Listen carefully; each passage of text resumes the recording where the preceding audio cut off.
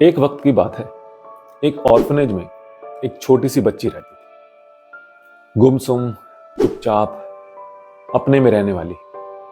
कहीं भी जाती थी अकेले जाती थी, किसी से बात नहीं करना, कोई घुलना मिलना नहीं। लेकिन उस बच्ची की एक बात थी, वो रोज एक गार्डन में जाती थी और वहां पे एक पेड़ को एक टक होकर घंटों तक देखती थी।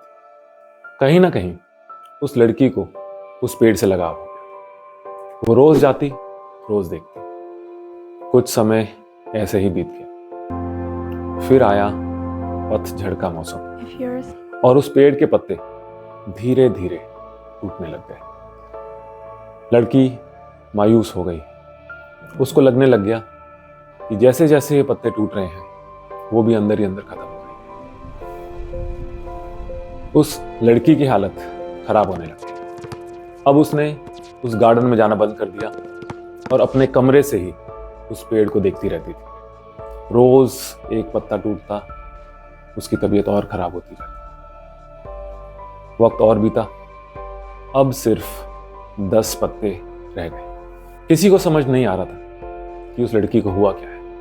वो किसी से कुछ नहीं कहती थी, लेकिन उस ऑर्फनेज के वार्डन ने ये बात ऑब्जर्व कर ली। उस वार्डन ने ये महसूस कर लिया कि अगर जल्द कुछ नहीं किया गया तो ये लड़की धीरे धीरे खत्म हो जाएगी। वक्त और बीता, अब सिर्फ 5 पत्ते रह गए।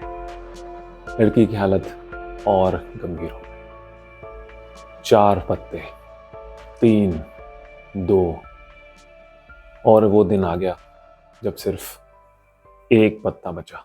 लेकिन फिर एक चमत्कार हुआ। वो पत्ता गिरा नहीं, टूटा नहीं। क्यों नहीं टूटा? क्योंकि उस वार्डन ने एक दिन जाकर चुपके से वहां पे एक नकली पत्ता लगा दिया और इससे उस बच्ची की जान बच गई। सवाल यह है कि उस बच्ची को बचाया किसने? उस पत्ते ने जो टूटा नहीं, या उस इंसान ने जिसने ये ऑब्जर्व किया और वहां जाके एक नकली पत्ता लगा दिया? जवाब आप जानते हैं, लेकिन जवाब जानने से कुछ नहीं होगा। आपको भी अपने अंदर ये पावर ऑफ ऑब्जर्वेंस को एक्टिवेट करना होगा। हमेशा अपने आसपास ये ऑब्जर्व करें कि कौन व्यक्ति धीरे धीरे शांत हो रहा है, कौन अकेलेपन से जूझ रहा है, कौन डिप्रेशन से गुजर रहा है, किसको स्ट्रेस से प्रॉब्लम है। उनके दर्द को, उनकी खामोशी को महसूस करें, ऑब्जर्व करें, उनसे बात करें, रेगुलरली इंटरेक्ट करें। क्योंकि आप नहीं जानते कि आपकी एक छोटी सी ऑब्जर्वेंस से, एक छोटी सी बात से आप किसकी जान बचा लें। जय हिंद।